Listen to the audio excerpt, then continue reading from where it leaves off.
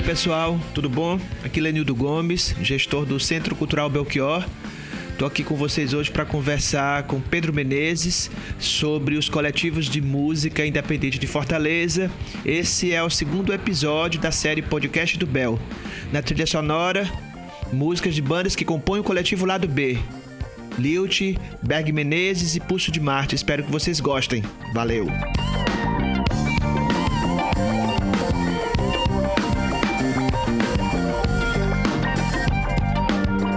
E aí pessoal, tudo bom? Hoje a gente tem o enorme prazer de conversar com o Pedro Menezes. Como falei antes, Pedro pesquisador, Pedro que hoje está lá na Universidade do Porto, trabalhando um tema muito interessante pro próprio trabalho do Centro Cultural Belchior, para a cena musical de Fortaleza, discutindo essa cena independente, a formação desses coletivos, como esses coletivos se percebem nesse conceito de independência, como eles se autorreferenciam, qual imagem que eles produzem a partir disso mesmo. E aí bacana do Pedro porque o Centro Cultural Belchior acaba que atravessa um pouco esse lugar de pesquisa do Pedro também. O ponto de partida dele são esses coletivos, né, que iniciam a sua ocupação, digamos assim, no Belchior em 2018. E aí isso, evidentemente, tem um histórico e um processo, né, de evolução, de progresso. A gente sai de um apoio informal, digamos assim, e formaliza esse apoio através do nosso edital Massa-Feira. E, bom, sem mais delongas, vamos lá conversar com o Pedro. Pedro é um cara aqui da cidade de Fortaleza, a gente tem muitos amigos em comum. A gente não se conhecia antes, talvez só tivesse se esbarrado aí pelas cenas da vida. Pedro um dia apareceu lá no Belchior, foi apresentado pelo Jorge Friso para mim, foi muito massa, a gente conversou bastante, nem imaginava que Pedro ia fazer essa pesquisa, que essa pesquisa ia caminhar por esse lugar, digamos assim, que ela está caminhando hoje. E aí outra coincidência é que a Paula Guerra, orientadora do Pedro, que eu não sabia que era orientadora do Pedro, um dia fez uma fala maravilhosa, professora lá da Universidade do Porto, uma pesquisadora do underground, uma figura muito massa. Um belo dia fez uma fala lá na calçada do Centro Cultural Belchior, a gente teve uma identificação imediata. Assim, o meu lugar na música é esse, do punk rock, do underground e tal. E aí eu descubro na Paula essa figura aí também que se interessava, que pesquisava, que tinha vivenciado isso. Mas vamos lá, deixar o Pedro falar. Diga aí, Pedro, se apresenta, diga aí quem você é aqui para as pessoas que estão ouvindo o podcast do Bel. E aí já pode entrar contando um pouco aí de como é que tá a tua vida em Portugal, no distanciamento social. Para quem estiver ouvindo isso daqui a algum tempo, saiba sim, esse podcast foi gravado enquanto a gente estava vivendo a pandemia da Covid. E aí outros mundos e outras possibilidades estão se construindo. Mas vamos lá, Pedro, já falei muito, é contigo. Fala, Lenildo. Muito obrigado pelo convite. Primeiro, estou muito honrado de estar aqui fazendo parte desse projeto. Eu sou um fã do Centro Cultural Belchior, acompanho desde o começo o trabalho de vocês. Bom, acho que eu já fui devidamente apresentado aí por você, né? Eu faço doutorado aqui na Universidade do Porto, em Portugal, com a bolsa aqui da Fundação de Ciência e Tecnologia de Portugal, orientado pela professora Paula Guerra, né? Mas moro numa cidadezinha perto do Porto, não moro no Porto, moro em Guimarães. E estou aqui desenvolvendo essa pesquisa agora nessas condições não muito favoráveis de confinamento, né? Agora aqui em Portugal, felizmente, o governo foi bem responsável e as pessoas também foram bem responsáveis. Houve muita informação, as medidas foram tomadas muito rapidamente e até por conta disso hoje, especificamente, estamos aqui na primeira semana de maio, já está começando as coisas a voltarem à normalidade devagarzinho. Né? Mas tem sido difícil, né? A internet tem sido uma ferramenta importante, né? Estamos aqui nesse projeto fazendo isso, né? A gente se sente menos sozinho, menos distante. Pô, massa, Pedro. Cara, me conta assim um pouco da tua história aqui na cidade. Como é o teu envolvimento com a música? Fala da tua trajetória acadêmica, como é que você chegou aí em Portugal e o porquê desse tema. Por que pesquisar música independente? Por que esse interesse? Bom, eu sou de Fortaleza, né? Eu nasci em 89, eu tô com 30 anos já. Eu sou de Fortaleza e na minha casa a música sempre foi uma coisa muito importante, né? Meu pai é um bitomaníaco aficionado. Minha mãe também gosta muito de música, sempre ouve música muito boa em casa. O meu tio, irmão do meu pai, ele tocava até numa banda pioneira na música independente de Fortaleza, que era o Faraós. Então sempre foi uma coisa muito presente na minha vida, a música, né? Quando eu fiz 17 anos, eu me mudei de Fortaleza e fui morar em Brasília, porque foi lá na Universidade de Brasília que eu fiz a minha graduação e o meu mestrado em Sociologia, né? Mas sempre vivi intensamente essa cena de Fortaleza, né? Era um frequentador assíduo de toda aquela franja em torno do Dragão do Mar, né? Fui no Hey Ho, no Noise, fundamentalmente, e também ali na Rua do Fafi. Foi uma cena que eu vivi muito intensamente, assim, e que me marcou muito, né? Inclusive, eu sou amigo de infância, assim, cresci junto e estudei junto na mesma sala no colégio com o Rafael Martins, do Selvagens à Procura de Lei. Então, eu acho que eu cresci num ambiente muito... em que a música fortalezense sempre foi muito presente na minha vida. Quando eu fui fazer faculdade, né, fiz Sociologia, graduação e mestrado na UNB, comecei a estudar música logo nos meus primeiros anos da minha graduação. Decidi fazer o doutorado aqui em Portugal e eu não sabia muito bem ainda o que eu ia estudar no doutorado. E a minha orientadora, a Paula Guerra, ela falou, olha, estuda a cena da sua cidade. Vai pra lá, descobre o que é que tá rolando lá e mergulha nisso aí. Então eu sabia que eu ia fazer o meu doutorado sobre a música em Fortaleza, o rock em Fortaleza, mas não tinha essa ideia, mas não sabia exatamente o que ia fazer dentro disso. Chegando aí, travei contato com o trabalho que estava sendo desenvolvido no Centro Cultural Belchior e com essa relação entre o centro e os coletivos. Né? E decidi fazer esse recorte, né? Decidi que a minha tese ia ser sobre a relação entre os coletivos de música independente e o Centro Cultural Belchior, né? Então, a pergunta que serve de eixo para a tese é a seguinte, o que significa independência para os coletivos de artistas independentes que organizam seus festivais no Centro Cultural Belchior? Né? Essa pergunta me parece pertinente por 3 razões principais. Esses artistas se consideram independentes. Entretanto, eles agem coletivamente, eles agem em parceria com o equipamento público, que é o Centro Cultural Belchior, e ainda, em terceiro lugar, prestando um grande tributo ao passado cultural da região, né? Haja visto que o nome do centro é Belchior. Então, a minha dúvida era saber o que é que significa independência para artistas que agem coletivamente em parceria com o poder público e se mediando tanto com o passado da região. Agora, é importante frisar que o objetivo da pesquisa não é descobrir se eles são independentes ou não. Eles são independentes. A mim basta que eles se considerem independentes. Eu estou interessado em saber o que significa independência para eles, né? O que é independência para artistas que estão nessas circunstâncias tão específicas, né? Mas se a gente for voltar para os primórdios da música independente, nós vamos ver que esses dilemas com os quais esses artistas se mediam são os mesmos que os precursores da música independente também se mediavam, né? Então, é basicamente esse o meu interesse, né? O que é que significa independência para a cena independente dos músicos independentes de Fortaleza. E aí, nessa tua trajetória, você já pode adiantar aqui pra gente, assim, o que é que você tem encontrado, que discurso os coletivos vêm construindo, como é que eles se percebem? Porque, veja só, Pedro, uma curiosidade, e teus pontos de partida são bem interessantes, mas uma curiosidade primeiro que eu acho que não é absurdo dizer que alguns coletivos eles foram formados em função do espaço que o Belchior naquele momento, né, do início da gestão em 2018, com a minha chegada lá, com a minha equipe e tudo, mas esse espaço que foi sendo colocado para as pessoas, né? Um espaço aberto ao diálogo, um espaço aberto a proposições e um espaço que eu costumo dizer, assim, quando eu recebo a programação de um coletivo por lá, lá no centro, a gente meio que constrói uma curadoria colaborativa, porque a gente não interfere assim na programação. Essa programação que chega até o centro dos coletivos, ela é completamente feita, pensada, produzida, mediada pelos coletivos.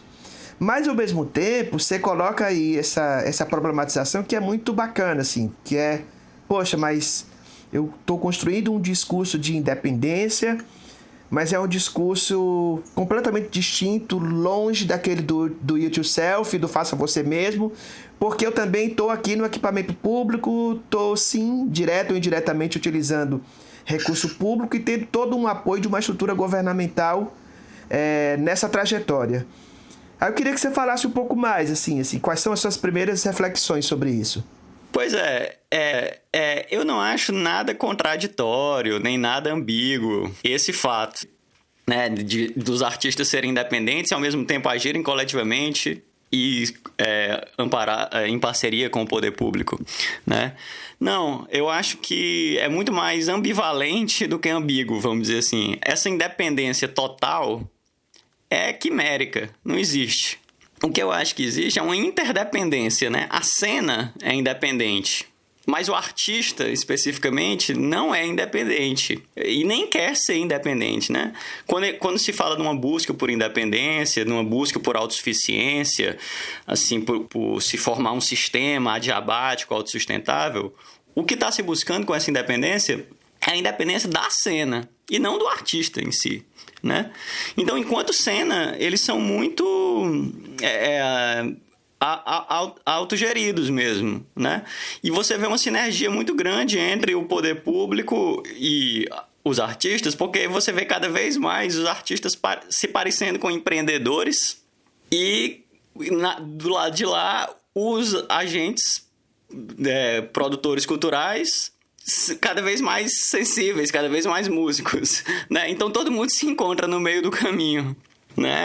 E o Centro Cultural Belchior, eu acho que é um exemplo muito bom disso, porque é muito difícil reconhecer ali as fronteiras entre agentes, produtores de cultura e músicos amparados por essa rede, né? Todo mundo tá no meio do caminho, todo mundo se encontra ali no meio. Nessa tua idas e vindas, né? Você tá aí morando em Portugal e evidentemente como você é um cara que acompanha a cena musical, você também deve estar vivenciando um pouco e percebendo e analisando como é que é essa cena aí em Portugal, na cidade que você mora, Guimarães, né? Você vai ao Porto também, deve, né, as cadeiras que você fez e tal.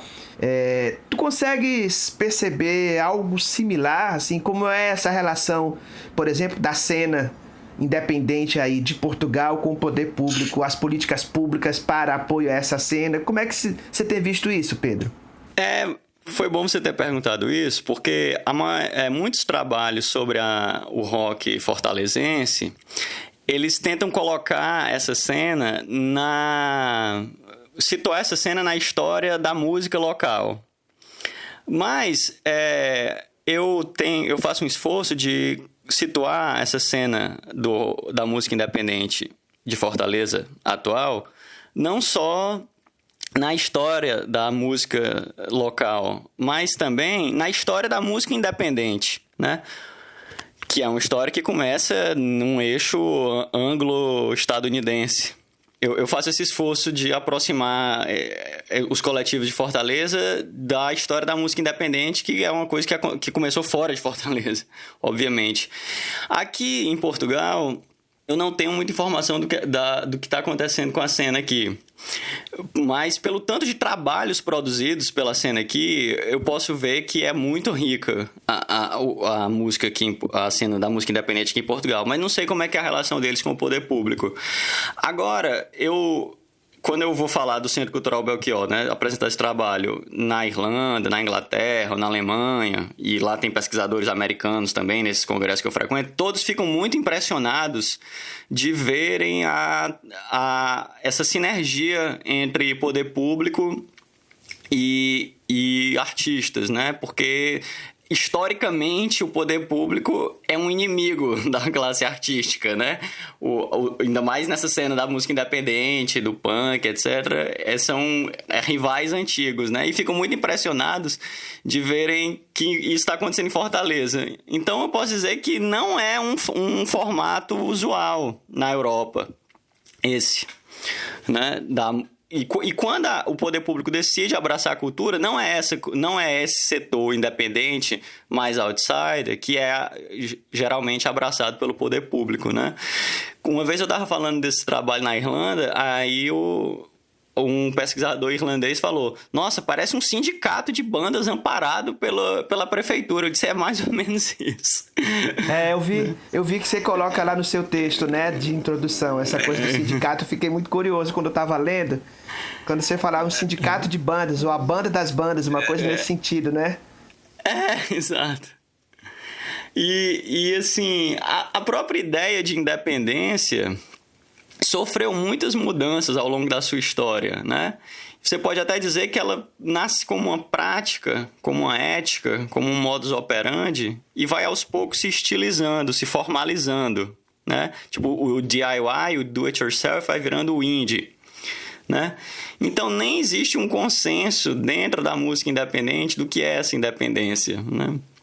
O próprio conceito mudou muito ao longo do tempo, né? E seria natural que em Fortaleza, onde esse conceito veio a desembarcar, muitas releituras fossem feitas dele também, né? E eu vejo que não há um consenso dentro da cena do que é que esse termo significa. Voltando para um ponto, a sensação que eu tenho, eu estou na gestão pública desde 2007, sim, mais diretamente, né, entre a Vila das Artes, a Secretaria da Cultura do Estado, a Secretaria da Cultura de Fortaleza, e agora voltando para um equipamento cultural. Equipamento esse que eu encontro na minha chegada, apesar de já ter sido inaugurada há 1 ano e meio, né, quase 1 ano e meio, quando eu chego lá para assumir a gestão, mas o quadro que eu encontro é de um lugar ainda em busca da construção de uma identidade. E o meu lugar, assim, na arte, como também realizador, também produtor, também gestor, também atuante na cena, se confunde um pouco com essa intenção. Com essa intenção de que aquele espaço, e eu acho que o meu recorte de vida, o meu recorte, né, de pessoa completamente ligada a essa cena, obviamente interfere nos caminhos que o Belchior vai tomando. Sempre costumo dizer que para onde você vai nos caminhos da gestão pública, você carrega consigo um capital simbólico, um capital cultural, um legado, digamos assim, né, dos caminhos que você já passou, e as pessoas vão com você para o lugar para onde você vai também. Sabe, é muito aquela ideia, mas agora lá no Belchior está sendo construída uma coisa, tem uma cara de gestão que está sendo construída. E uma coisa curiosa, Pedro, é que quando eu chego no Belchior, e aí inicia-se essa outra gestão, a gente cria lá o Fórum Belchior, né? Um espaço de escuta. Eu costumo dizer que é um espaço de escuta, apesar de a gente usar esse nome fórum, mas não tem nada a ver com aquele fórum de linguagens, aquela coisa, né, que tem bastante aí na cidade. Mas e aí dessa escuta e dessa construção e dessa abertura para os caminhos que o centro poderia tomar, é que, por exemplo, o coletivo Lado B, esse talvez seja o primeiro, assim, o marco zero, assim, dessa relação toda, ele meio que começa, né, a se desenhar a partir desse espaço de escuta construído pelo centro. Uma coisa bacana, assim, talvez, é que a precarização, assim, o estado do Ceará é um estado muito pobre. A cidade de Fortaleza é uma cidade muito pobre. No sentido de que a prefeitura, o governo, a arrecadação desses entes públicos, elas são muito pequenas. Não dá para comparar com São Paulo, por exemplo, né? Com o Rio de Janeiro, com Minas Gerais, com o Rio Grande do Sul, por exemplo, em termos de tamanho. E aqui, acho que cada um de nós, assim, não só quem produz, mas como quem também está na gestão, meio que aprende, encontra e se aventura um pouco assim na construção e na quebra dessas barreiras. Eu acho que por ser o Nordeste, a sensação que eu tenho, por ser Fortaleza, por ser o Ceará, esse jeito que a gente tem de conversar, de todo mundo se tocar, de se abraçar na calçada, e isso é um problema, né, no mundo pós-pandemia. Será um problema. Mas, assim, eu acho que talvez essa nossa proximidade com as pessoas e com a cena, isso tenha facilitado esse encontro. Eu tô falando isso porque a minha próxima questão é pedir para tu comentar um pouco disso e já me dizer assim, que cena é essa de Fortaleza, cara, que você encontrou? Isso que está acontecendo em Fortaleza agora não pode ser desvinculado do que está acontecendo na esfera federal, né? Nós estamos assistindo no plano nacional um momento péssimo para a cultura, né? Porque a pasta da cultura ou está sendo abandonada ou está sendo frontalmente atacada pela atual gestão federal, né? Inclusive o Ministério da Cultura já não é mais um ministério, é uma secretaria que está sob a guarda do Ministério do Turismo. Quando não está sendo abandonada, está sendo diretamente atacada. Esse abandono da pasta da cultura na esfera federal acaba convidando os municípios e os estados e seus respectivos líderes executivos a desempenharem um protagonismo que nunca desempenharam antes. Ou seja, cidades e estados, assim como os prefeitos e os governadores, à frente delas, estão tendo uma responsabilidade que nunca tiveram antes. Uma responsabilidade aberta pela irresponsabilidade do governo federal, né? A responsabilidade de pensar políticas públicas voltadas para a cultura a nível federal, porque ninguém pensa isso a nível federal, né? Então, é um momento... Eu costumo dizer que assim, um ecossistema hostil pode ser um habitat natural também. Então, todas essas dificuldades que estão sendo colocadas para a cultura pelo governo federal, espero que virem oportunidades de que novas lideranças surjam, né? De que novas possibilidades de fazer cultura surjam. E eu acho que essas novas iniciativas vão partir das cidades e dos estados que estão tendo que preencher esse vácuo aberto pela presidência. E eu acho que isso tem acontecido em Fortaleza, né?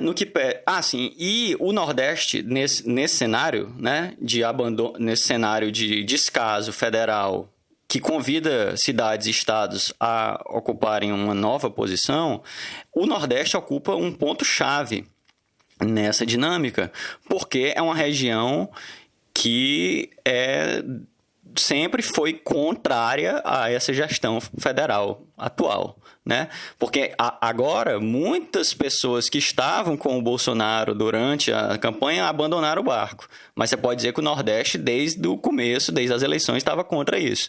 Tanto é que o Bolsonaro não foi o candidato mais votado em nenhum estado da região, sendo o Ceará o único em que ele sequer chegou em segundo lugar, né? Então, o Nordeste vira um laboratório para pensar a cultura a nível nacional, na atual conjuntura. E foi isso que eu encontrei aí em Fortaleza.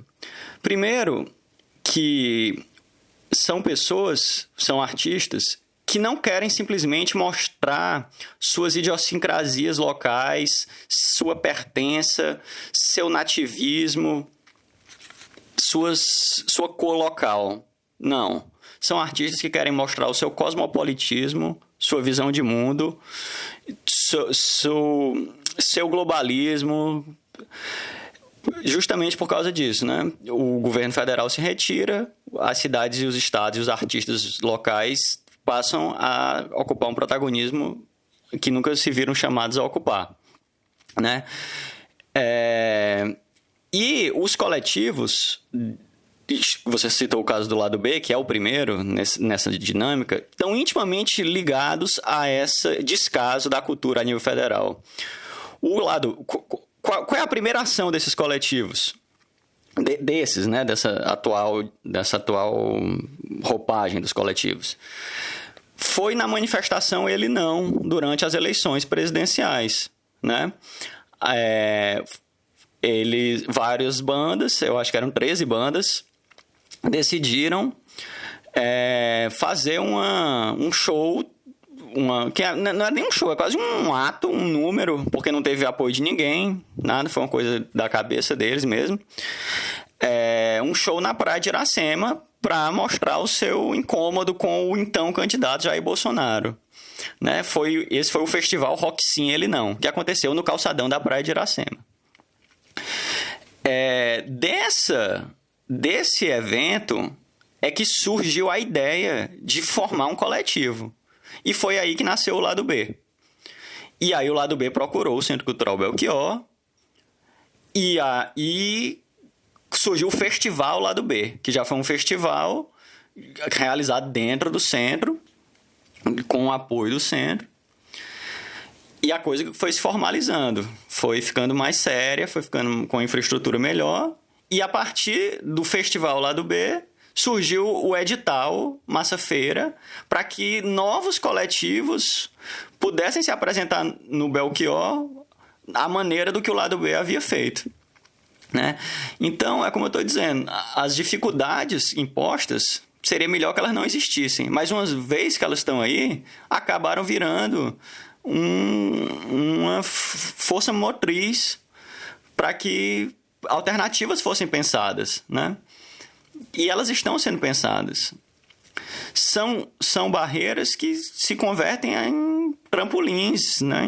Em condições de possibilidade de que alternativas sejam pensadas. Né? Eu acho que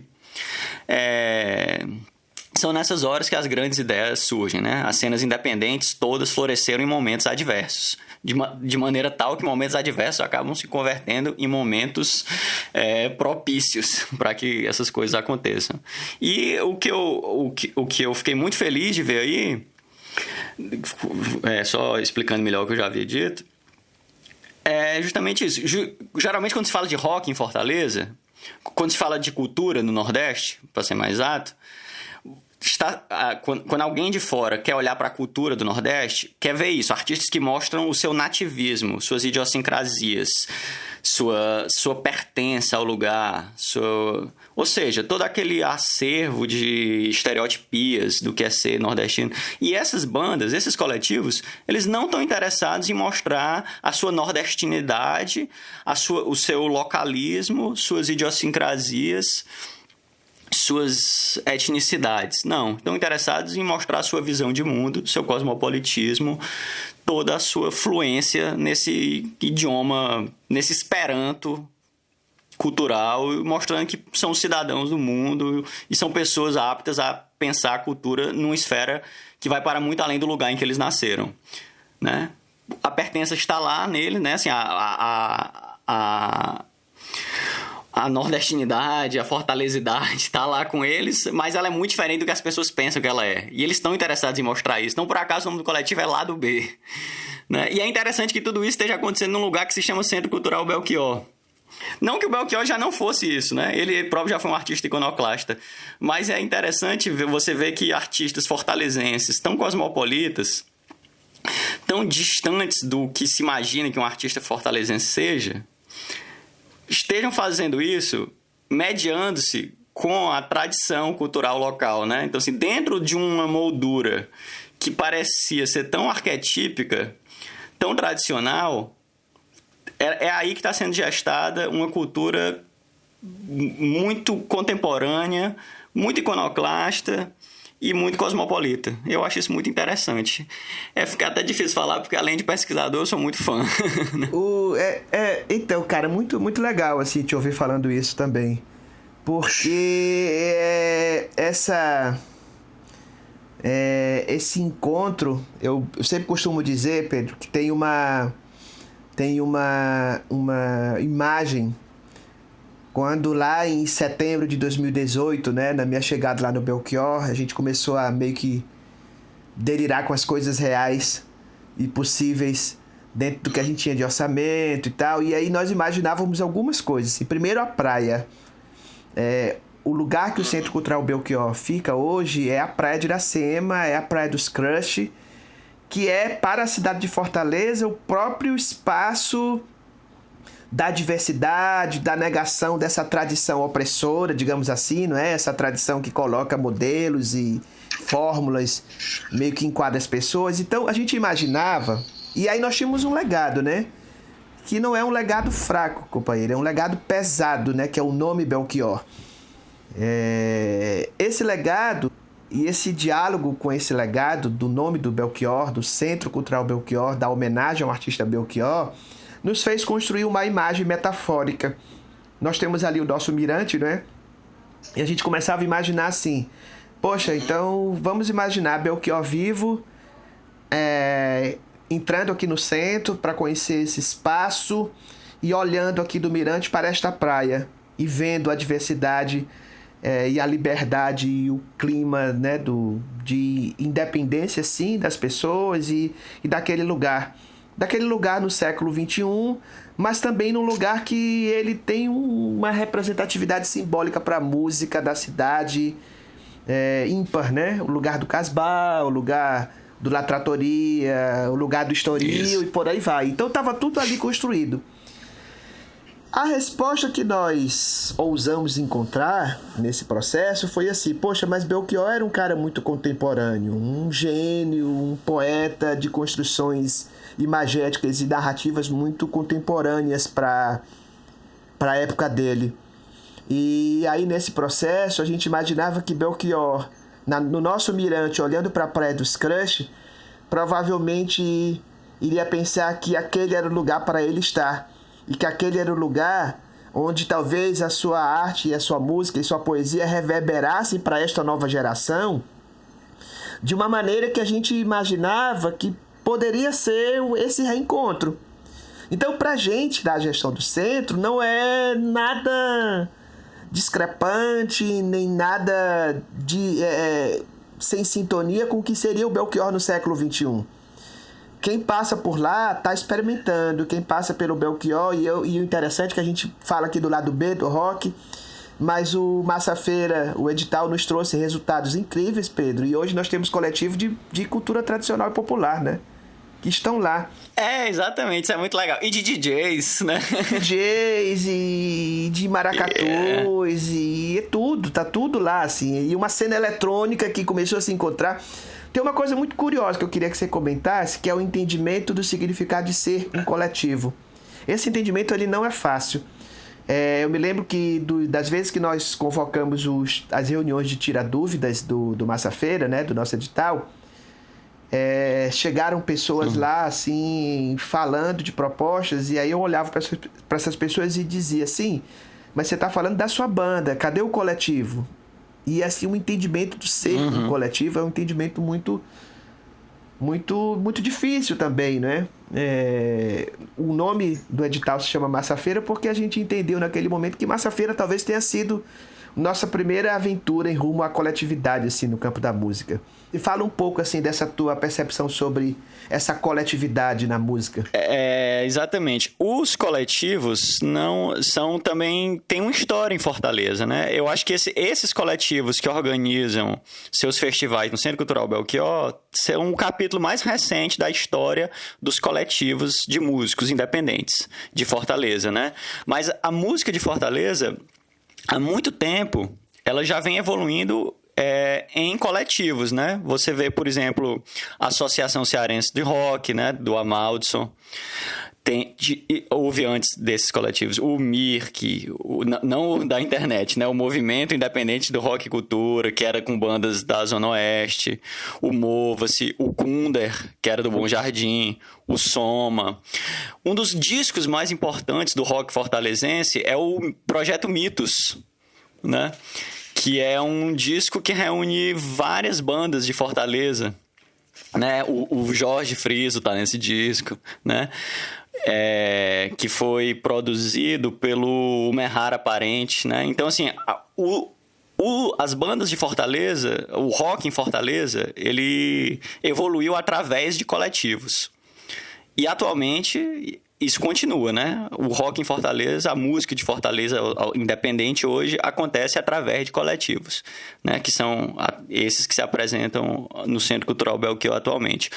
Uma coisa que eu vejo nos coletivos hoje é que eles não são necessariamente grupos fixos, estáticos, com fronteiras bem definidas, né? Muitas vezes o coletivo é um arranjo, é uma estratégia, né?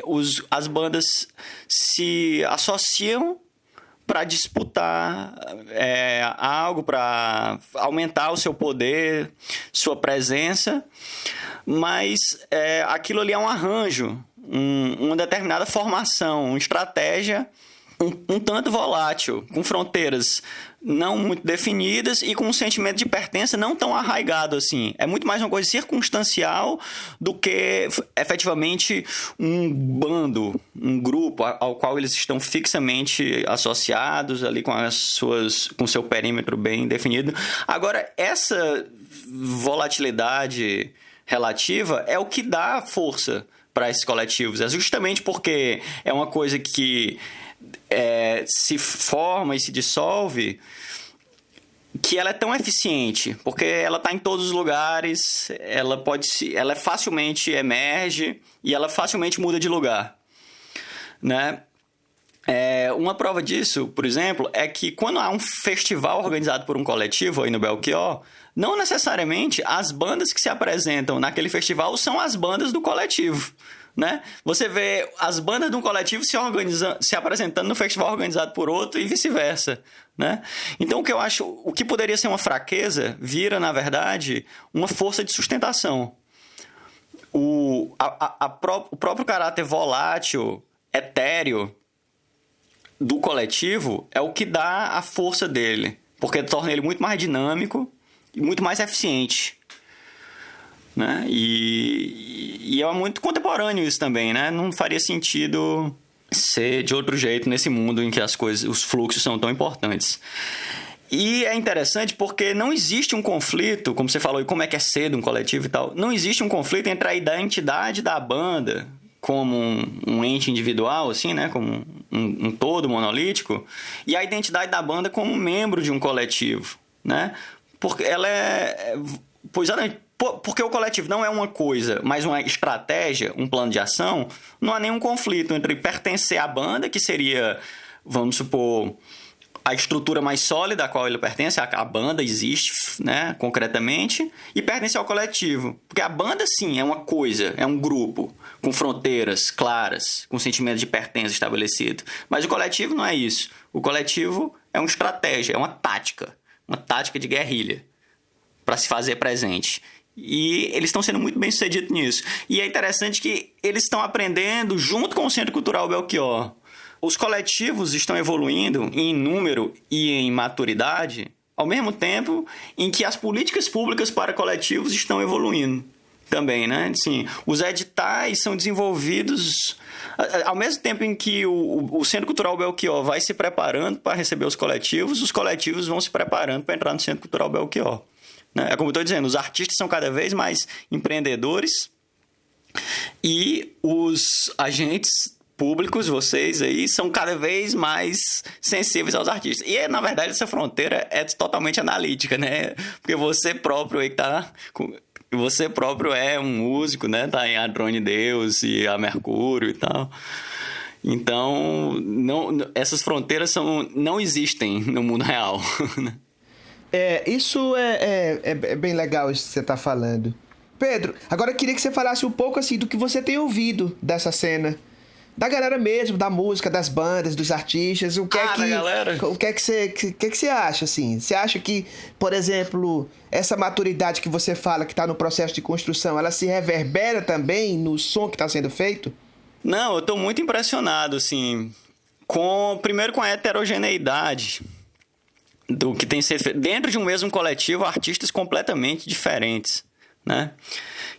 Isso é uma pergunta que eu até faço para eles. O que é que une vocês, né? Porque esteticamente não é. Porque é muito diferente. Né? Tem banda de grind com banda de mais folclóricas aí, como você falou. E banda de rock mais clássico. Banda cantando em inglês, banda cantando em português. Então, acho que a primeira característica que salta aos olhos dessa cena é a heterogeneidade dela. E uma tranquilidade sobre essa heterogeneidade, né?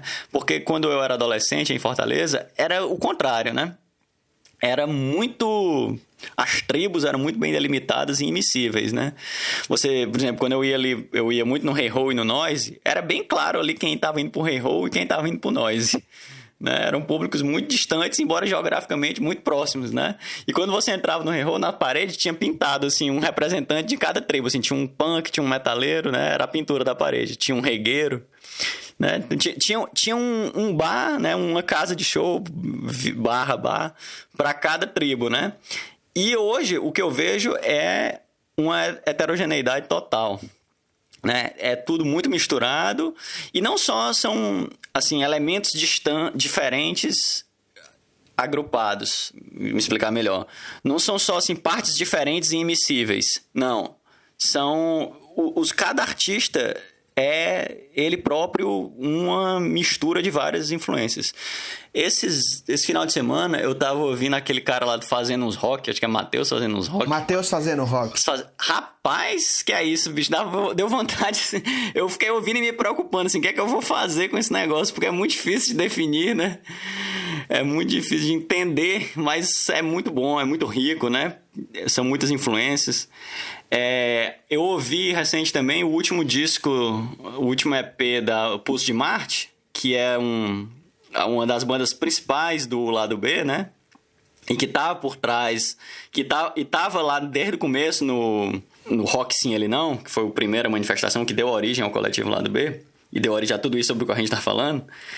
Esse disco novo delas assim, eu já gostava do que elas faziam antes, né? Mas esse novo eu acho que elas deram um passo à frente.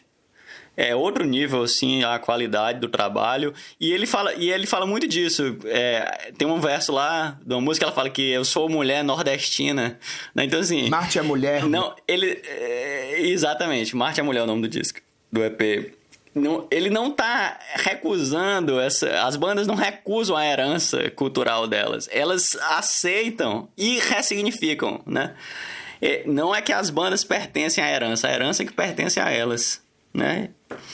Isso é muito inteligente. Outra banda que eu gosto muito é aquela Aborígenes Viajantes, que eu acho que agora tá no coletivo Psicodelícia, mas eles se apresentaram no primeiro festival lá do B, né? Que é uma banda de Calcaia e é muito boa, E outro elemento que também tá... Assim, não só são esteticamente muito heterogêneos os coletivos, como geracionalmente muito heterogêneos, né? Também quebrar um pouco essa ditadura da juventude dentro da música, né? Como se a pessoa, por ser mais velha, já era, né? Pra você ouvir, né? Tem bandas dentro desses coletivos que tem muita estrada, convivendo com alguns que são praticamente formados por adolescentes, né? Por exemplo, o SOH, né? Felipe Cazu, né? Felipe Cazu com a Mad Monkeys, né? Felipe Cazu também é outro, né, que brinca muito com a tradição local, né? Até já ele gravou uma vez o Cavalo Ferro, tem uma versão dele muito boa. O SOH, que é uma banda com muita estrada, muito tempo, tá aí tocando junto com o Pulso de Marte, que são umas meninas muito jovens, embora com um som extremamente sofisticado, né? Então, assim, se eu pudesse citar uma característica da cena atual da música de Fortaleza, que está sendo carregada nas costas por esses coletivos que se apresentam aí no Belchior, seria uma não característica, seria a impossibilidade de citar uma característica, ou seja, a heterogeneidade dessa cena, né? Que é impressionante. Não vou te ensinar, só a vida vai. Só a vida vai.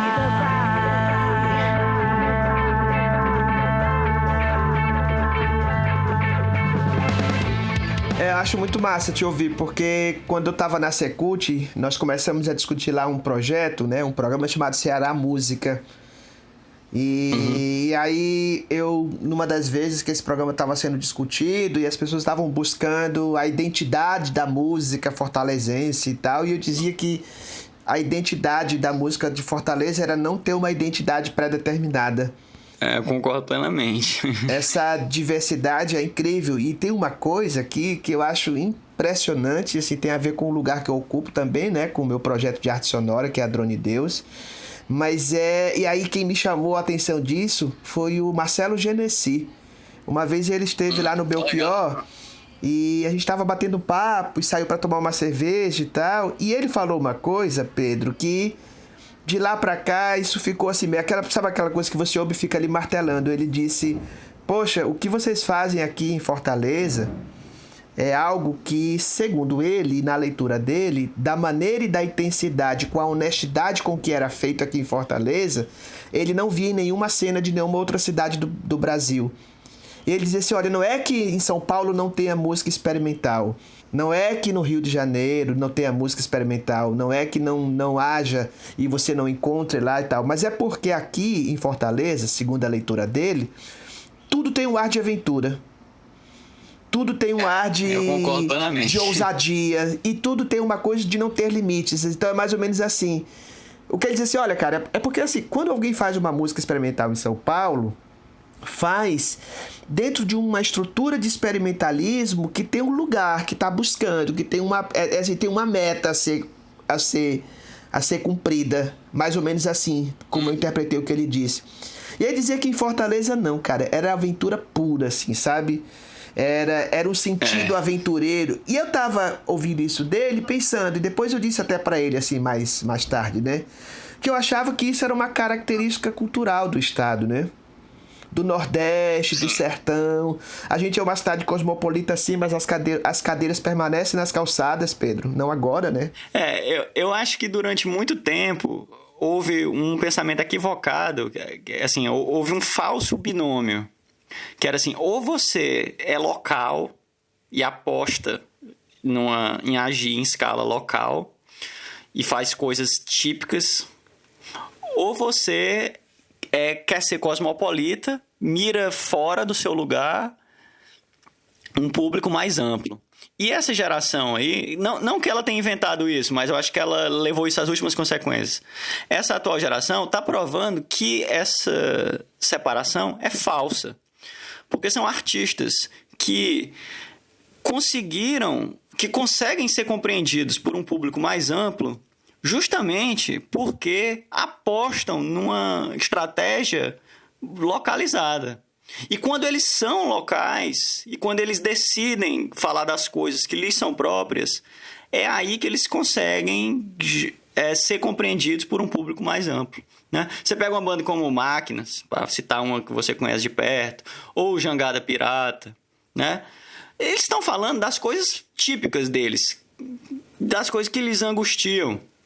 E é justamente por terem sido assim, tão autocentrados, por terem olhado para dentro, que eles conseguem ser compreendidos até internacionalmente, né? No caso do Máquinas, né?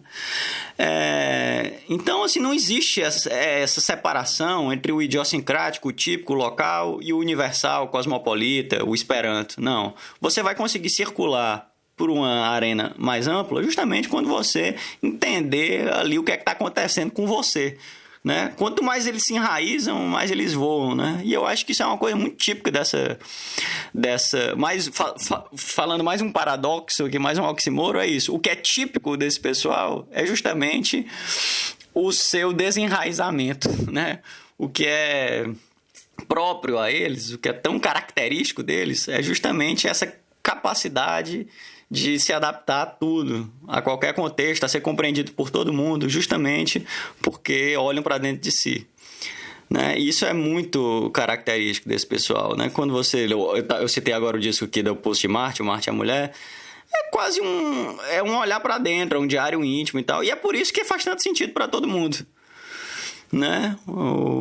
Então isso é muito legal. É uma geração que está vindo para mostrar como é falaciosa essa separação entre o lado de dentro e o lado de fora, entre mirar no local ou querer o universal, entre se enraizar ou voar ou cortar raízes. Não é um binômio, é um circuito, é um círculo. Você entra num ponto e vai para o outro e fica infinitamente nessa espiral.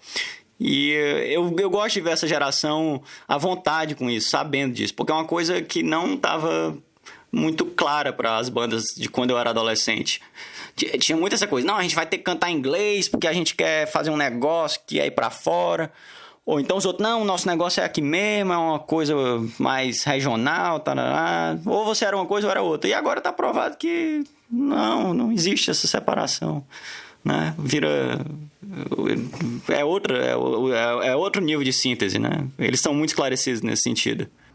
Acho massa, assim, eu acho que é importante reconhecer também nisso tudo o papel das políticas públicas, né, Pedro? Assim, se você olhar para Fortaleza, você tem uma rede de equipamentos aqui como poucas cidades do Brasil têm.